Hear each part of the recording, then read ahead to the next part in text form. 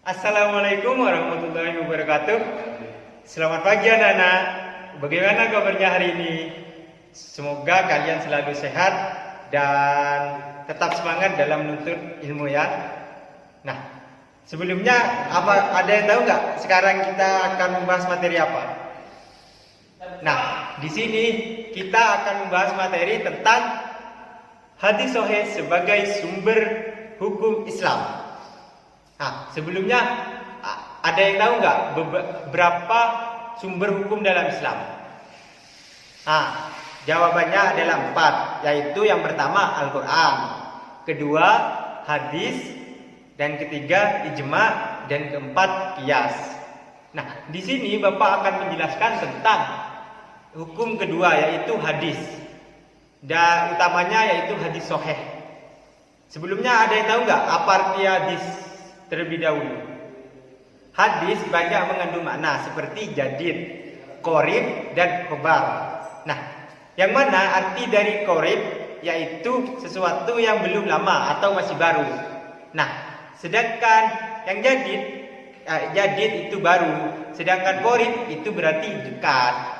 Nah, sedangkan menurut istilah ada yang tahu? Menurut istilah adalah suatu perkataan, ketetapan, dan perbuatan yang berdasarkan oleh yang berasal dari Nabi Muhammad SAW. Di sini ada yang tahu nggak apa arti dari hadis sahih? Hadis sahih adalah hadis yang sanadnya bersambung, yang diriwayatkan oleh perawi yang adil dan dhabit, sehingga hadis ini bersambung kepada Rasulullah atau para sahabat-sahabat Nabi tanpa ada zat atau kejanggalan dan tidak ada ilah. Nah, oleh karena itu, kenapa di dalam Islam hadis sahih ini menjadi sumber hukum dalam Islam? Mengapa? Karena hadis ini bisa dikatakan itu hadisnya itu real, karena sanadnya itu bersambung kepada Rasulullah, jadi tidak mungkin salah atau berbohong. Nah, hadis ini dibagi menjadi berdasarkan dua bagian, yaitu berdasarkan kuantitas dan kualitas. Nah, syarat-syarat dari hadis mutawatir yaitu yang pertama yaitu pemberitaan yang disampaikan oleh perawi harus berdasarkan tanggapan panca indera, bukan karena katanya ini, katanya itu, tidak, tapi sesuai panca indera, berarti dia melihat sendiri atau mendengar sendiri. Nah, yang kedua yaitu jumlah perawi harus mencapai suatu ketentuan yang memungkinkan mereka tidak berkata dusta. Yang ketiga, adanya keseimbangan antara jumlah perawi pada lapisan pertama dan jumlah perawi pada lapisan berikutnya. Nah, yang kedua adalah hadis ahad. Hadis ahad adalah semua hadis yang tidak mencapai derajat hadis mutawatir. Derajat mutawatir itu yang mana? Yang sesuai dengan syarat-syarat yang telah disebutkan tadi. Nah, itu adalah hadis menurut kuantitas dan kualitas. Kemudian di sini ada hadis menurut kualitas. Menurut kualitas ada 3, yaitu hadis sahih, hadis hasan, dan hadis dhaif.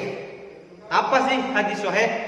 Hadis sahih seperti yang sudah dijelaskan di atas, yaitu hadis yang sanadnya bersambung kepada Rasulullah atau sahabat-sahabat Nabi dan diriwayatkan oleh perawi yang adil dan dhabit dan tidak mengandung zat atau ilah. Nah, syarat-syarat hadis sahih yaitu seperti tadi istilah itu. Yang pertama, sanadnya yang harus bersambung. Kemudian perawinya harus adil. Adil ini gimana? Adil ini jika memenuhi syarat, yaitu baligh, terus muslim, berakal, dan tidak fasik, dan lain-lain.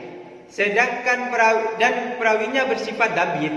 Dhabit ini gimana? Dhabit ini artinya adalah seorang yang memiliki ingatan yang sangat kuat.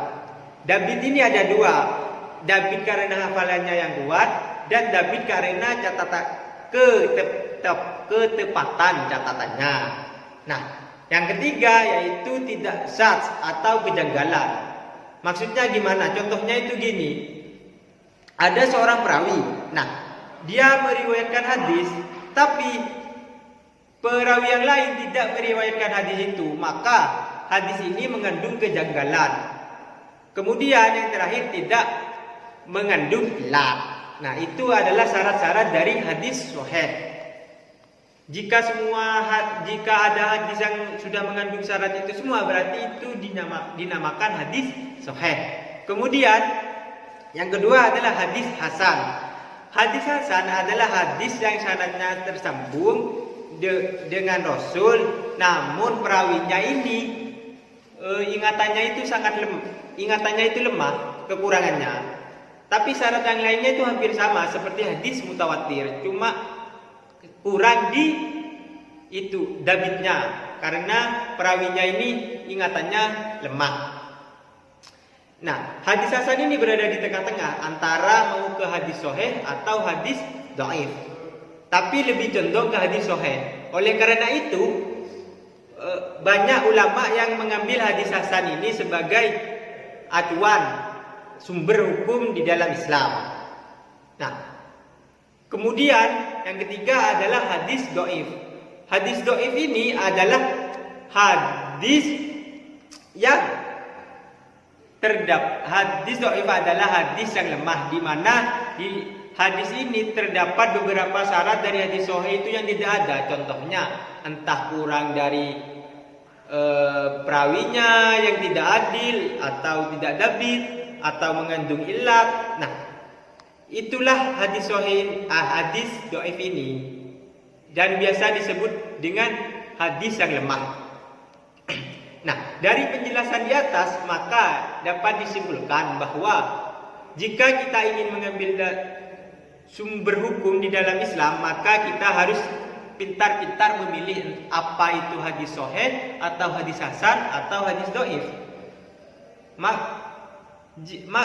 Karena kita umat Islam yang baik, maka kita harus mengikuti hadis yang sahih. Karena apa? Hadis sahih itu sudah pasti benar, 99% itu benar. Itu mengandung ketetapan dan perbuatan dari Allah Subhanahu wa taala. Nah, mungkin itu saja yang bisa Bapak jelaskan. Apabila ada salah kata, mohon maaf yang sebesar-besarnya. Wabillahi wal taufiq wal hidayah, wa ridha wal inayah. Wassalamualaikum warahmatullahi wabarakatuh.